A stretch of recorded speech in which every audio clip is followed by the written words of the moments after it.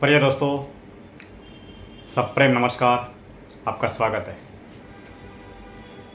मौत इस जीवन की असली अकाट्य सत्य घटना है और इस घटना से हर किसी को एक न एक दिन गुजरना होता है।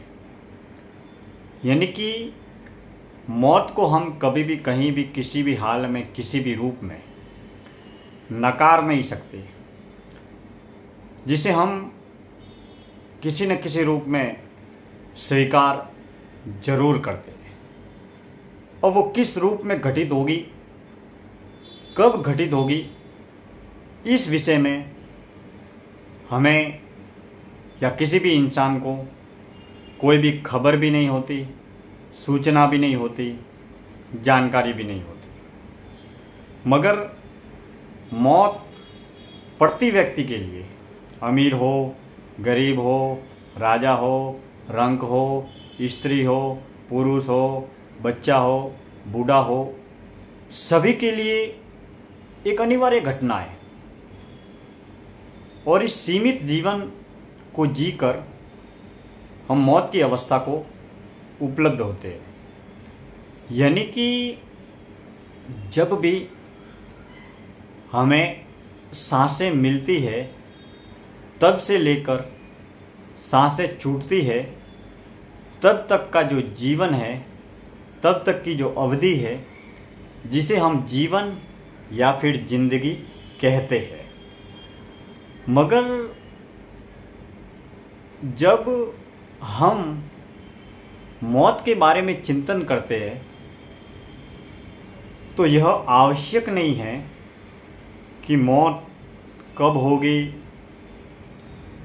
कहाँ होगी, कैसे होगी और किससे होगी। मौत होती है, मगर मौत किसी न किसी बहाने को लेकर घटित होती है। अब मौत है क्या? यानी कि जो शरीर आपको दिख रहा है, उस शरीर से हमेशा के लिए चलने वाली सांसों का, प्राणों का, चेतना शक्ति का या आत्मा का शरीर से हमेशा के लिए अलग हो जाना ही मौत है। अब चेतना शक्ति, प्राण, आत्मा की जो ऊर्जा है वो शरीर से अलग होकर वो अपनी गति तय कर लेती है और शरीर की गति अलग अलग दृष्टिकोण से पीछे उनके वंश में, विरासत में, घर में, परिवार में जो भी जितने भी लोग होते हैं वो अलग अलग तरीके से करते हैं। वो अलग अलग धर्मों के अनुरूप उसकी गति होती है। कोई शमशान में जलाते हैं, कोई ज़मीन में गाड़ते हैं। इस तरीके से वह शरीर जलकर, राख बनकर या धूल बनकर राख में मिल जाता है या हवा में उड़ जाता है। तो विडंबना ये है कि व्यक्ति की मौत कभी भी कहीं भी हो सकती है, किसी भी रूप में हो सकती है। दुनिया का प्रत्येक आदमी मौत से डरता है, वो मरना नहीं चाहता। और मौत से ठीक पहले आदमी को एक नई कई तरह की बीमारियां उसे घेर लेती है। शरीर कमज़ोर हो जाता है, साध्य असाध्य बीमारियां घेर लेती है। पहले एक दो बीमारियां, फिर दर्जन भर बीमारियां, फिर सैकड़ों बीमारियां इस शरीर को घेर लेती है। यानी कि अवधि जो है वो इस शरीर की है। और शरीर जब भी, स्थूल शरीर, भौतिक शरीर जब भी इस अवधि को पार कर लेता है तब मौत की अवस्था घटित होती है। यानी कि हम मौत को प्राप्त करते हैं। अब मौत किन किन कारणों से, किन किन वजह से होती है, उस विषय पर हम जरा चिंतन करेंगे कि कोई भी व्यक्ति जा रहा है और जाते वक्त आकस्मिक दुर्घटना हो गई, एक्सीडेंट हो गया और उस आदमी की मौत हो गई। कोई भी आदमी जा रहा है और जाते वक्त कोई बिल्डिंग गिर गई, कोई इमारत गिर गई और उसकी मौत हो गई। कोई भी व्यक्ति घर परिवार में रह रहा है और बाथरूम में जाते वक्त उसका पैर फिसल गया, गिर गया और उसकी मौत हो गई। व्यक्ति को हार्ट अटैक आ गया और हार्ट अटैक को आते ही जैसे ही उसको हॉस्पिटल में लेकर जा रहे थे और उसकी मौत हो गई। किसी व्यक्ति को कैंसर हो गया, इलाज चल रहा था और उसकी मौत हो गई। तो मौत कभी भी कहीं भी किसी भी रूप में हो सकती है। कोई व्यक्ति खेत खलिहानों में काम कर रहा था और उसको सांप डस गया और उसकी मौत हो गई। तो ये जो तमाम तरह के बहाने हैं, तमाम तरह की प्रक्रियाएं हैं, जिसके ज़रिए हम कहते हैं या सुनते हैं कि उस व्यक्ति की मौत कैसे हुई, क्यों हुई। तो हम मौत के बाद में उस व्यक्ति की मौत किन कारण से, किन वजह से हुई, इत्यादि विषयों पर चर्चा करते हैं, चिंतन करते हैं और मौत के बाद उस व्यक्ति के कार्य की, भले कार्य की, बुरे कार्य की, किए गए तमाम कार्यों की चिंतन करते हैं।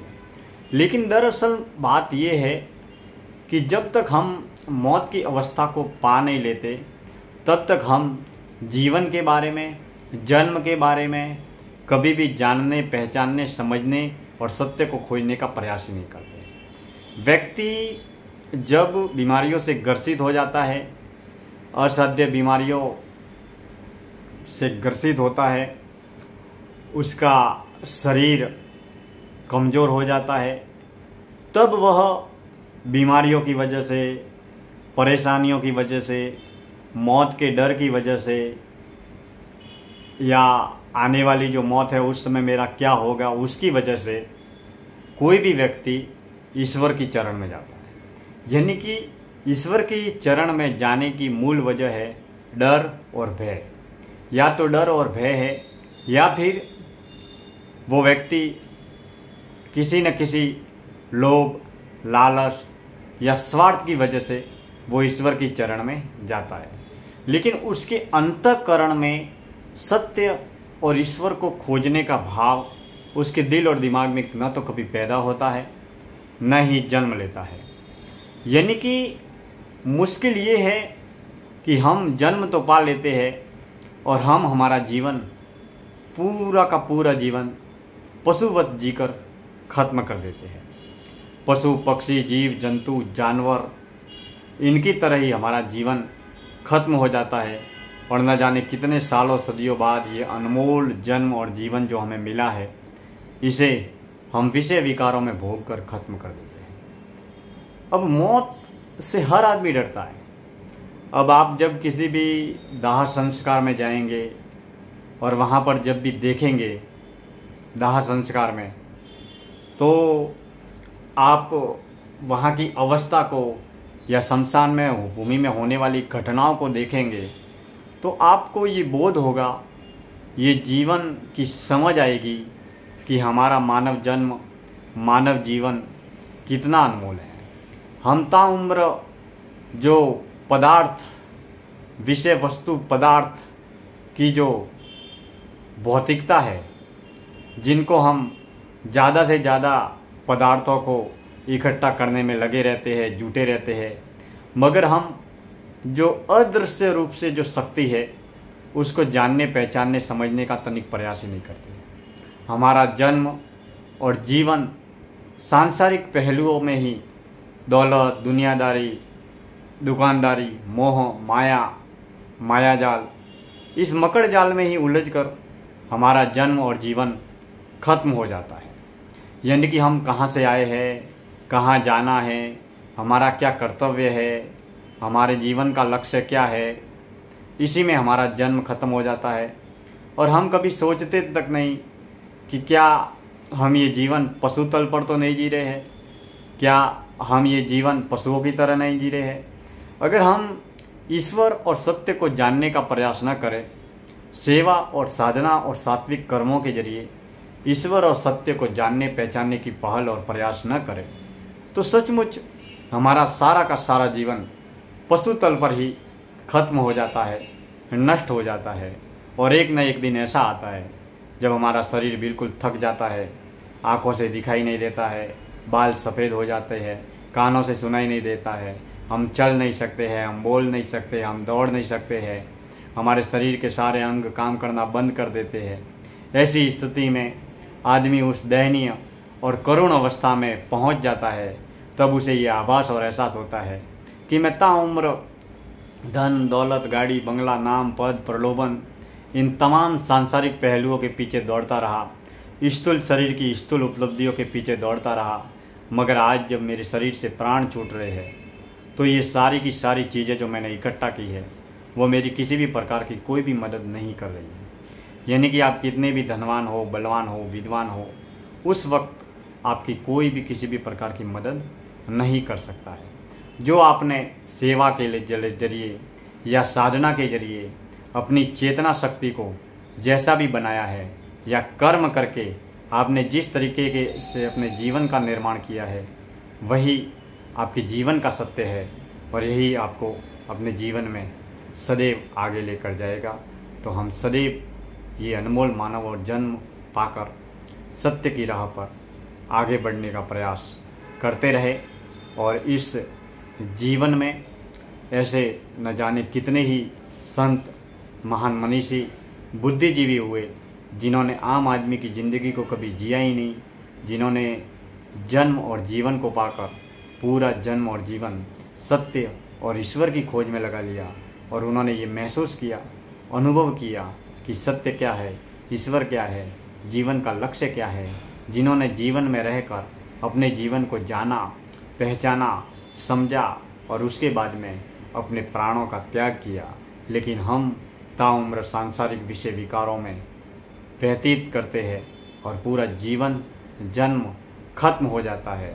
हम अगर जब तक हमारे अंदर ईश्वर को जानने के भाव का जन्म नहीं होता या जब तक हमारे अंदर ईश्वर को जानने की जिज्ञासा और समर्पण पैदा नहीं होता, तब तक हम ईश्वर से जुड़ने में बहुत बड़ी मुश्किल महसूस करते हैं।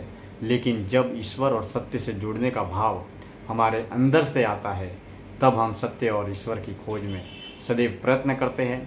वो भले ही किसी भी प्रकार का हो, ज्ञान मार्ग हो, भक्ति मार्ग हो, कर्म योग हो या किसी न किसी रूप में हम ईश्वर को खोजने का प्रयास करते हैं, उस अदृश्य शक्ति को जानने पहचानने समझने का प्रयास करते हैं और हम सदैव उस परमपिता परमात्मा के चरणों में वंदन और नमन करते हैं ताकि हम अपने जीवन को सदैव आगे बढ़ा सकें और ये अनमोल जीवन जो पाया है, सीमित रूप में सीमित सांसें जो पाई है, उन सांसों के जरिए हम अपने जीवन का आत्मकल्याण कर सकें और जितनी भी जो भी उपलब्धियां है, भले ही वो सांसारिक उपलब्धियां हो या आध्यात्मिक उपलब्धियां हो, हम अपने अंदर ही अंदर डुबकियां लगाकर उस सत्य और ईश्वर की खोज में जुटे रहें ताकि हमारा ये मानव जन्म है और मानव जीवन है वो सफल बन सके। क्योंकि इस धरती पर हर रोज़ लाखों करोड़ों लोग पैदा हो रहे हैं और लाखों करोड़ों लोग मर रहे हैं, लेकिन जब भी हम फेसबुक पर, व्हाट्सएप पर या इंस्टाग्राम पर या हमारे गली में, पड़ोसियों में, दोस्तों में, रिश्तेदारों में, मित्रों में जब भी किसी के भी निधन की खबर आती है तो हम केवल थोड़ी देर उसको याद करते हैं या करीब का हो तो मात्र शमशान भूमि पर जलाकर उसके दाह संस्कार करके आ जाते हैं या फिर फेसबुक, व्हाट्सएप, सोशल मीडिया पर किसी की भी पोस्ट देखते हैं तो मात्र हम ओम शांति या भाव प्रति श्रद्धांजलि देकर ही हम वहीं तक सीमित हो जाते हैं और इसके बाद में हम सांसारिक, पारिवारिक, व्यावसायिक कार्यों में उलझ जाते हैं। मगर हम ये कभी क्यों नहीं सोचते कि जो घटना आज उस व्यक्ति के साथ में घटी है वही घटना एक दिन मेरे साथ में भी घटित होगी और इस मौत की होने वाली घटना को पाने के लिए हमें पूर्ववत क्या तैयारियां करनी चाहिए, क्योंकि हम एक न एक दिन तो मरने वाले हैं। तो हमें इस मौत को समझने के लिए क्या प्रयास करना चाहिए। ऐसी स्थिति में हम सदैव उस सत्य को जानें, ईश्वर को जानें और मौत को जानें ताकि हम जब भी इस घटना के करीब पहुँचे तो हम एक बादशाह की तरह हमारी जो मौत है वो मौत भी एक महोत्सव हो जाए, एक उत्सव हो जाए और हमारा जीवन सदैव के लिए सफल हो जाए। और इसके लिए हमें ध्यान, ज्ञान, अनुभवी, आत्मज्ञानी संतों, विद्वानों और अनुभवी गुरुजनों के मार्गदर्शन में हमेशा हमें अपने जीवन को जानने का, पहचानने का और समझने का प्रयास करना चाहिए, क्योंकि भारत देश अजर अमर विश्व गुरु है, जिस पर एक से बढ़कर एक महान मनीषियों ने, संतों ने, ऋषियों ने, मुनियों ने जन्म लिया और जन्म लेकर सत्य और ईश्वर की खोज की। तो हम भी उन रास्तों पर चले, उन्हीं सत्य और ईश्वर की खोज करने वाले कई महान विद्वान अनुभवी व्यक्तियों में, महान महापुरुषों में स्वामी विवेकानंद जी, रामकृष्ण परमहंस, जे कृष्णमूर्ति, ओशो रजनीश, कबीर, रैदास, रमण महर्षि, न जाने कितने महान मनीषी हुए जिन्होंने अपने जीवन को जाना और जीवन के सत्य की खोज की और वो सत्य के करीब पहुंचकर अपने जीवन को निहाल किया, मालामाल किया और आत्मकल्याण की राह पर वो सदैव आगे बढ़ते रहे। जिन्होंने जीवन को जाना, तो हम अपने पारिवारिक, सांसारिक, व्यावसायिक जीवन में जो भी हो, जैसे भी हो, इस बातों से कोई फर्क नहीं पड़ता, लेकिन समय में से समय निकाल कर हम इस जन्म को जाने, जीवन को जाने। जैसे जैसे आपके अंदर ये प्यास, ये तड़प, ये जानने की जिज्ञासा, उत्साह जैसे जैसे आपके अंदर बढ़ता रहेगा, वैसे वैसे आप इस संसार को बहुत गहन गहराई से समझ पाएंगे, क्योंकि आपको अपने आप को जानने के लिए आपके अंदर डूबने की ज़रूरत है। कहीं पर भी बाहर भागने की या भटकने की कोई भी किसी भी प्रकार की ज़रूरत नहीं है। और जितना आप अपने आप को, स्वयं को समझेंगे, जितना आप अपने आप को जानेंगे, उतना ही ये सत्य और संसार आपको समझ में आता चला जाएगा। क्योंकि बाहरी दुनिया में हम जहाँ भी जाएंगे, भागने और भटकने की अनंत सीमाएं हैं। आप शांति कभी भी, कहीं भी, किसी भी रूप में नहीं पा सकते, क्योंकि आपकी शांति का आधार अगर धन, दौलत, साधन, विषय, व्यक्ति, वस्तु या पदार्थ है, तो ये मात्र बाहरी साधन है जो एक न एक दिन खत्म हो जाएंगे।